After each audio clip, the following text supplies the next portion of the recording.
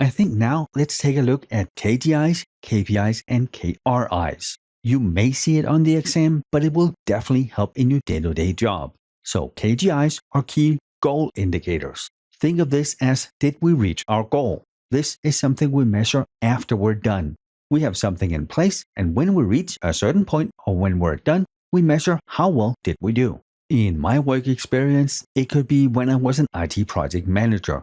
As my lessons learned we did after the project, then we'll go in on that specific project and compare how well did we do for meeting the deadlines on time, on finances. And we can either do that at the end of the project or at each major milestone.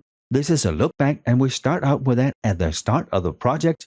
We have very clearly defined parameters for what success looks like, and if we do that, if we reach that goal, well then we are successful. Now, if we did not reach our goal, well then why? What was it that went wrong? What can we do next time to improve the outcome? And this is not something we do to lay blame. We do this so we can improve our processes, we can improve our workflow, so for the next project, we avoid the same issues. Then we have KPIs, key performance indicators, and that is us measuring how well we do on one specific task. And there is a direct correlation between the goal and the performance. The KGI, the key goal indicator, is the overarching thing that is everything, where the KPI, the performance, is specific and it has a lot more detail. And it's very common to use KPIs across our entire organization. So when I worked at a hospital, that could be, how many admissions do we have? How long is the length of stay for a patient on average? If we're a company that does phone sales, how well does this person do on an average day versus the rest of the team? How long do they use on support calls? And then we use those to see if our teams are meeting the targets that we have set or not.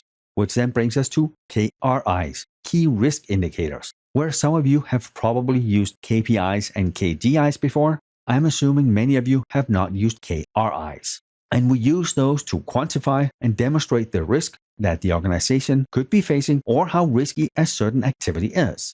And we also use them to measure how well we adhere to the risk appetite that our organization has. And that was the one where this is an acceptable level of risk, and this is set by senior management. Since senior management has set that specific risk appetite, we need to make sure that we adhere to it. And the key risk indicators can also be an early warning system. Here, we can identify potential events that could be harmful if we continue our activities on a specific project.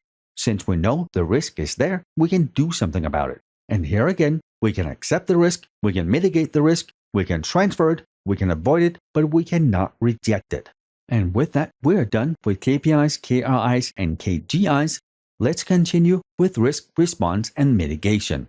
At this point, we have identified our risks, we have the full asset inventory, we have done the risk assessment, that has been presented to senior management. Now they get to choose how we respond. At this point, we also update the risk register. Remember, that's that giant Excel spreadsheet that has a list of all the risks and all the pertinent information about that one specific risk.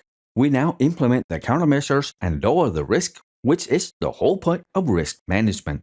Reduce the risk to an acceptable level. We could have chosen not to lower the risk, we could have chosen to accept the risk, but we still did the whole risk management process just to be very clear on the ROI, return on investment.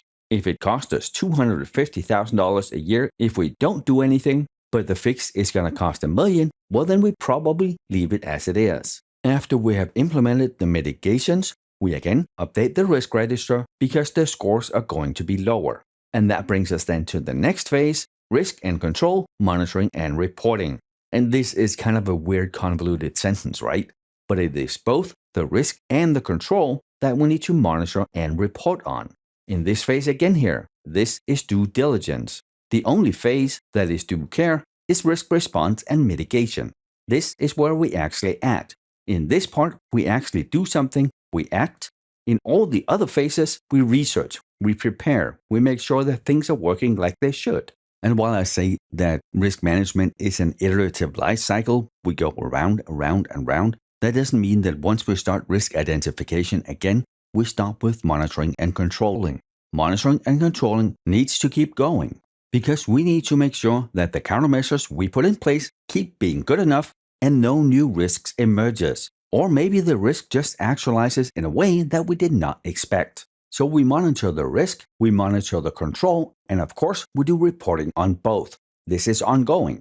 And now you'll see the reason why I stopped on risk management to take a minute to talk about KPIs, KGIs, and KRIs. So when we implement a single control, we need to understand how that single control is performing. That is the KPI. If we just implement the control, the countermeasure, and we don't really know how it does, how do we know if we're protected enough?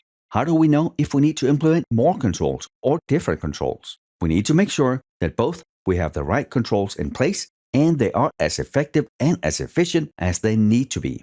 So with the KPIs, we put a number on that control. Now, if you have ever worked with project management or heard about it, you might know that in a lot of projects, we go through one phase, then the next phase, then the next phase. That's not really true for risk management. If we are in a large organization, then it's very likely we're in all 4 phases at the same time because we're not treating all the risks at the same time in the same phase. Some risk might be in assessment, some might be in monitor and control, other risk might be in response, because new threats and new risks emerge all the time. So we go through the identification, the assessment, the response and mitigation, and then monitoring and reporting for that specific risk. When something else emerges, we do it all over.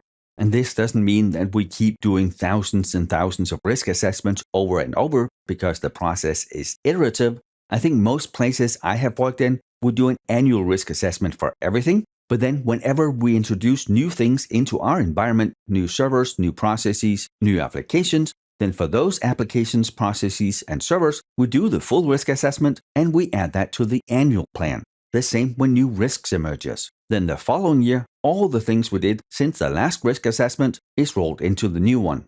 There could be some exceptions to this if we have systems that are very critical. Ones that, if they don't function or the data gets stolen, we might be forced out of business and have to close as an organization. Maybe here it's every 3 months. So every 3 months, we do the full risk assessment just for those pieces. Now, I understand this is going to seem overwhelming. It's going to seem super complex. But here, you're just starting out. You just need to understand the basics of it and also understand that most of this we can build from frameworks that are already made. There are a number of good frameworks that address specifically risk management that you can tailor for your organization. You don't have to go out and reinvent the wheel. Someone has done it for you. On top of someone having made most of the processes for you, there are also models that measure an organization's risk management maturity. And that really just means how good are we at this?